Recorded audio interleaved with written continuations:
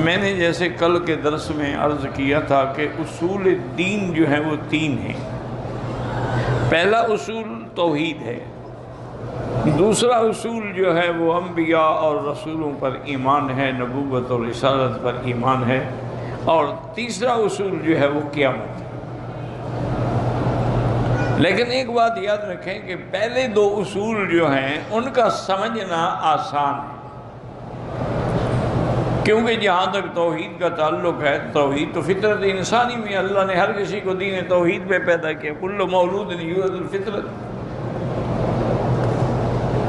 وہ تو ایک عام جاہل آدمی سے بھی پوچھ رہے ہیں، وہ بھی سمجھتا ہے کہ اتنا بڑا نظام چل رہا ہے کہ چلانے والا ہی چلا رہا ہے۔ یعنی توحید سمجھ آ سکتی ہے، ضد کا کوئی علاج نہیں۔ اسی طرح نبوت اور رسالت پر ایمان بھی آسان ہے، کیونکہ ایک نبی تو نہیں آئے نا، اللہ کے لاکھوں نبی آئے، لاکھوں پیغمبر آئے، ہر دور میں آئے، ہر زمانے میں آئے، ہر قوم کے پاس آئے۔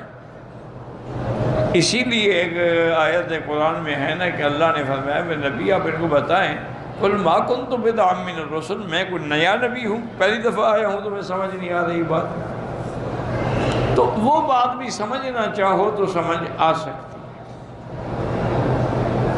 ایک ہے ضد کا کوئی علاج نہیں۔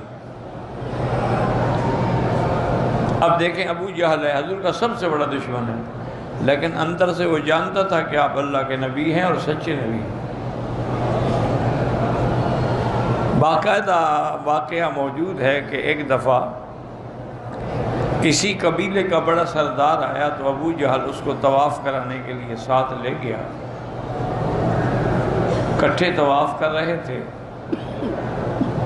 تو اس سردار نے پوچھا کہ ابو جہل، میں نے سنا ہے کہ یہاں ایک اللہ کے نبی پیدا ہوئے ہیں جن کا نام محمد الرسول اللہ ہے صلی اللہ علیہ وسلم، جب بھی نام آئے نا دروشی پڑھا کرو۔ یہ بڑی بدبختی ہوتی ہے مسلمان کے لیے کہ حضور کا نام سنے اور اس کو کہنا پڑے کہ درود پڑھو، عادت بن جائے، نام آئے فوراً درود شریف، پورا درود شریف نہ پڑھ سکو صلی اللہ علیہ وسلم۔ تو اس نے کہا میں نے سنا ہے، تو آپ کا کیا خیال ہے، آپ جانتے ہیں اس کو؟ کہا میں نہیں جانتا تو اور کون جانتا ہے، ہمارے جو قبیلے کے ہیں وہ قریشی ہیں، بنو ہاشم سے ہیں، بنو عبد المطلب سے ہیں، ہم سے زیادہ ان کو کون جانتا ہے؟ تو اس نے کہا پھر مجھے یہ بتاؤ کیا وہ سچا نبی ہے یا محض ایک دعویٰ ہے؟ اس نے ابو جہل نے ادھر دیکھا، میری کو بات سن تو نہیں رہا، تو اس نے کہا کہ سردار بات یہ ہے کہ وہ اللہ کا سچا نبی ہے۔ انہوں نے کہا تمہیں کیا پتا ہے کہ وہ سچا ہے؟ اس نے کہا لبث فینا من عمرہ 40 سنۃ، 40 سال اس نے ہم میں گزارے، ہم میں پیدا ہوا، ہم میں بچپن گزرا، ہم میں جوانی گزری۔ اس نے کبھی کسی بندے پہ جھوٹ نہیں بولا تو خدا پہ جھوٹ بولے گا؟ وہ سچا نبی ہے۔ انہوں نے کہا پھر تم مانگتے کیوں نہیں؟ اس نے کہا یہی تو جھگڑا ہے کہ ہمارے ان کے قبیلے کا مقابلہ ہے، منا امیر و منہم امیر، کبھی وہ امیر بنتے ہیں کبھی ہم امیر بنتے ہیں، کبھی وہ وزیر بنتے ہیں کبھی ہم وزیر بنتے ہیں، کبھی وہ کعبۃ اللہ کی خدمت لیتے ہیں کبھی ہم لیتے ہیں، کبھی وہ سقایا لے جاتے ہیں کبھی ہم لے جاتے ہیں۔ اب ان کو اللہ نے نبوت دے دیا تو ہم کیا کریں؟ ہم نبی تو بن نہیں سکتے، مقابلہ کیسے کریں؟ لہذا ہمارا مقابلہ ہے کہ ہم مانیں گے نہیں۔ تو میرے کہنے کا مقصد یہ ہے کہ نبوت بھی سمجھ آ سکتی، کوئی مشکل مسئلہ نہیں ہے جو آدمی کو سمجھ نہ آئے، لیکن ضد کا علاج البتہ کوئی نہیں۔ تو یہ 2 مسئلے ہو گئے۔ سب سے مشکل مسئلہ قیامت، یہاں عقل کام نہیں کرتا، سمجھ نہیں آ سکتا۔ اسی لیے کئی جماعتیں پیدا ہوئیں، بعض نے تو بالکل قیامت کا انکار کر دیا، انہوں نے کہا کوئی قیامت نہیں۔ ان ہی الا حیات الدنیا، بس یہ زندگانی ہے دنیا، کھاؤ پیو مر جاؤ بس۔ کوئی مرتا ہے کوئی پیدا ہوتا ہے، اور کوئی قیامت کوئی نہیں ہے۔ اور بعض جو تھے وہ یہ کہتے تھے کہ قیامت اگر ہو، یعنی یقین ان کو بھی نہیں، اگر ہوگی تو وہاں بھی پھر ہمیں اللہ پاک بڑا بنائیں گے، جیسے دنیا میں ہمیں بڑا بنایا ہے۔ تم اللہ کے پیارے ہوتے تو اللہ تمہیں نہ پیسے دیتا، دولت دیتا، دنیا دیتا، اقتدار دیتا، تم تو مار کھا رہے ہو۔ آج بھی حق والے دیکھ رہے ہیں ہر جگہ مار کھا رہے ہیں، اور باطل والے جو ہیں مزے کر رہے ہیں۔ وہ یہ کہتے کہ اگر قیامت ہے، یعنی یقین ان کو بھی نہیں تھا۔ اور بعض فرقے یہ کہتے تھے کہ ہاں قیامت بھی ہوگی، حساب بھی ہوگا، جنت جہنم بھی ہوگی، لیکن ہم جہنم میں چند دنوں کے لیے جائیں گے۔ لن تمسنا النار الا ایاما معدودہ، چند دنوں کے لیے جائیں گے۔ جو ہمارے بڑوں نے وہ بچڑے کی عبادت کی تھی نا، اتنے دن بس ہمیں جہنم میں ڈالا جائے گا، اس کے بعد ہمیں نکال دیں گے۔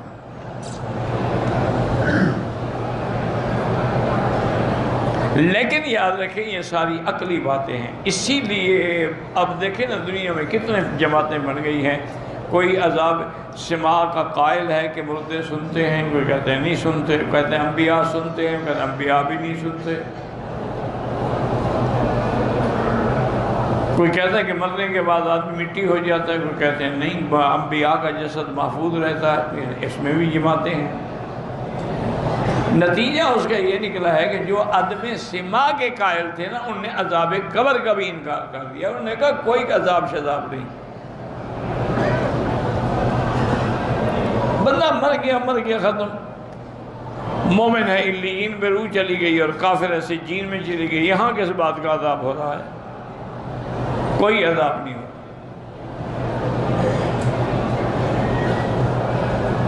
انہوں نے کہا جی کیسے یعنی قبر جو ہے وہ کھل جائے گی اور 70 گز ہر طرف پھیل جائے گی، کیسے قبر کھل جائے گی؟ ہمارے سامنے قبریں ہیں، آج تک تو کوئی نہیں دیکھی ہم نے کہ ادھر والی ادھر چلی گئی ہو۔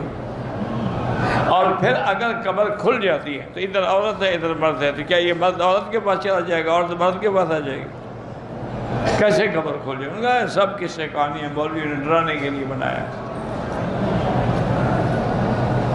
کوئی عذاب قبر نہیں۔ اچھا جو قائل بھی ہیں نا وہ کہتے ہیں جی قبر سے مراد ہے برزخ، یعنی علیین یا سجین، وہ روح کو ہوتا ہے، یہاں مردہ ہی ہے، اس قبر کا کوئی مسئلہ ہی نہیں ہے۔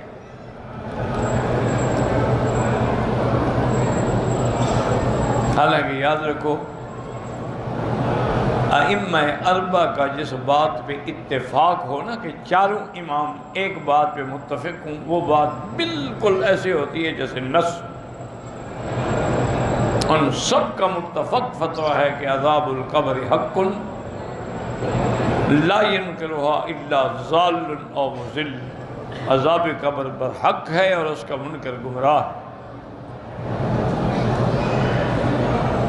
اور سب سے بڑی دلیل یہ ہے کہ میرے آقا نے رحمت دو عالم نے صلی اللہ علیہ وسلم ایک دفعہ گزر رہے تھے تو کھڑے ہو گئے، دو قبریں تھیں، آپ نے فرمایا انہما یعذبان وما یعذبان فی کبیر، ان دو قبر والوں کو عذاب ہو رہا ہے۔ تو زمین پہ قبر تھی یا علیین میں تھی؟ حضور زمین والی قبروں پہ کھڑے ہوئے تھے یا کہیں سمندر میں تھی وہ؟ اور یہ بھی بتایا آپ نے، اللہ نے علم دیا کہ ان دونوں کو عذاب ہو رہا ہے، اور عذاب بھی ایسی بات میں جس کو یہ بڑا بھی نہیں سمجھتے تھے۔ ایک کو عذاب اس لیے ہو رہا ہے کہ لا یستتر من البول، وہ پیشاب کے قطروں سے بچتا نہیں تھا، پڑ گئے خیال نہ کیا۔ اور دوسرا جو ہے یہ یمشی بالنمیمۃ، وہ چغل خور تھا، اس لیے ان کو عذاب ہو رہا ہے۔ تو عذاب اسی قبر میں ہوتا ہے جس میں ہم دفن کرتے ہیں۔ سب سے بڑی گواہی جو ہے وہ حضور پاک کی ہے کہ آپ خود فرما رہے ہیں کہ انہما یعذبان، ان دونوں کو عذاب ہو رہا ہے۔ پھر آپ نے صحابی کو حکم دیا کہ سامنے جو کھجور کھڑی ہے نا، اس کی ایک گوشہ توڑ کے لے آؤ۔ ہو گیا اور توڑ کے لے، حضور نے اس کو ایسے چیر دیا، ایک اس قبر پہ لگا دیا، ایک اس قبر پہ لگا دیا۔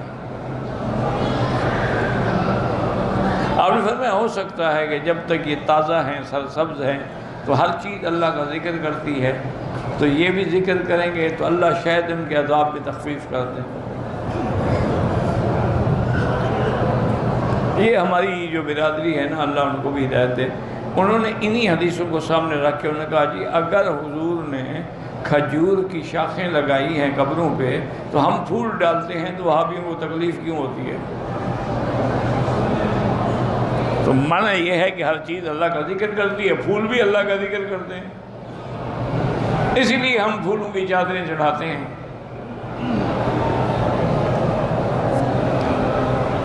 وہی میں نے عرض کیا نا کہ یا تو آدمی کا عقل مارا جاتا ہے یا ضد ہے۔ بھائی اللہ کے نبی نے وہ کیوں لگایا تھا؟ فرمایا ان پر عذاب ہو رہا ہے، تو تم جن پر پھول پھینکتے ہو تمہیں بھی پتہ ہے ان کو عذاب ہو رہا ہے، اس لیے ڈالتے ہو کہ ان کو عذاب سے کوئی فائدہ ہو جائے۔ اگر یہی تمہارا عقیدہ ہے تو پھر تمہیں مبارک ہو۔ ہم تو سمجھتے ہیں وہ اللہ کے اولیاء ہیں، ان کو کوئی عذاب نہیں ہو رہا، اللہ نے ان کی قبروں کو نور سے بھرا ہوا ہے، ان کے لیے اللہ نے قبروں میں بھی راحت کا انتظام کیا ہوا ہے۔ تو اس لیے ہمیشہ یاد رکھیں۔ اچھا، اسی طرح جو فلاسفہ ہیں نا جی،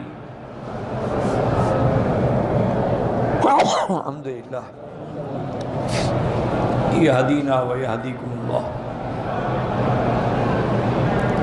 تو فلاسفہ نے ان نے ذرا ٹیکنیکل اعتراض کیا ہے۔ انہوں نے کہا جی بات یہ ہے کہ قاعدہ ہے کہ جب جز کو کل میں ڈال دیا جائے تو جز کل میں مل جاتی ہے، پھر وہ علیحدہ بھی نہیں ہو سکتی۔ کیا معنی؟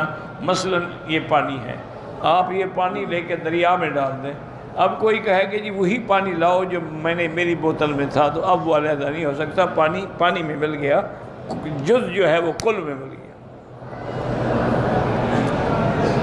اسی طرح مٹی کو اٹھا کے ہم نے مٹی میں ڈال دی، مٹی میں مل گیا، اب وہی مٹی ڈھونڈو، وہ کیسے ڈھونڈیں؟ تو وہ تو جز کل میں مل گیا۔ انہوں نے کہا ہوا ہے، اب آپ کے گاڑی کے ٹائروں میں ہوا بند ہے، آپ نکال دیں، ہوا میں مل گئی، اب کہو جی وہی ہوا پکڑ کے لے آؤ، تو وہ کیسے پکڑ کے لے آئیں؟ آگ جل رہی ہے، آپ نے اپنا آگ کا انگارہ اٹھایا، آگ میں ڈال دیا، اب کہو جی وہی انگارہ مجھے نکال کے دو، کیسے نکالیں؟ ممکن ہی نہیں۔ تو اس لیے ان کو دماغ خراب ہوا۔ انہوں نے کہا جب آدمی مر جاتا ہے نا تو آدمی مرکب ہے 4 عناصر سے، اس میں آگ بھی ہے، ہوا بھی ہے، پانی بھی ہے، مٹی بھی ہے، تو مٹی میں مل جاتی ہے، پانی میں مل جاتا ہے، ہوا میں مل جاتی ہے، آگ میں مل جاتی ہے، تو اب وہ پھر کیسے اکٹھے ہوں گے اور کیسے زندہ ہوں گے اور کیسے عذاب ہوگا؟ وہ تو ہر جز اپنے کل میں مل گئی اور ختم ہو گئی۔ ان کو اس لیے اعتراض، لیکن یہ جہالت ہے، اس لیے کہ وہ پاگل یہ سمجھتے ہیں کہ ہم نہیں کر سکتے، خدا تو کر سکتا ہے نا۔ اس نے تو آگ کو ٹھنڈا کر دیا، وہ قادر ہے۔ ابراہیم علیہ السلام آگ میں بیٹھے ہوئے اور آگ جو ہے وہ باغ بن گیا ہے، تو اگر ٹھنڈا کر سکتا ہے تو تیری آگ کو بھی پکڑ سکتا ہے۔ اللہ تبارک و تعالیٰ جو چاہیں، وہ تو خالق ہے نا، وہ تو ان اللہ علی کل شیء قدیر ہے، وہ انسان تو نہیں، وہ تو خالق ہے، مخلوق تو نہیں ہے وہ۔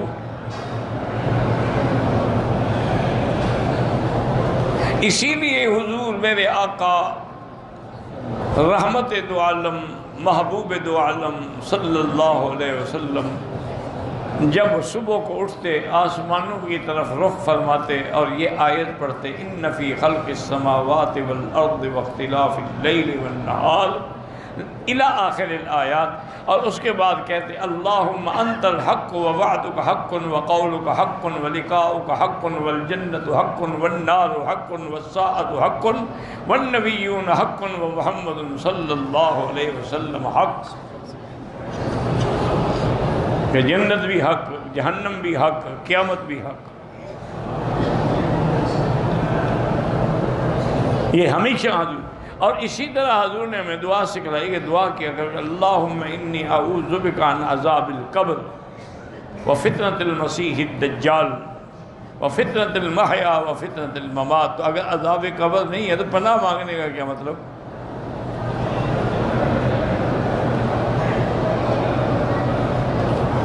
تو اس لیے ہمیشہ یاد رکھیں کہ عذاب قبر بھی برحق ہے اور قیامت بھی برحق ہے.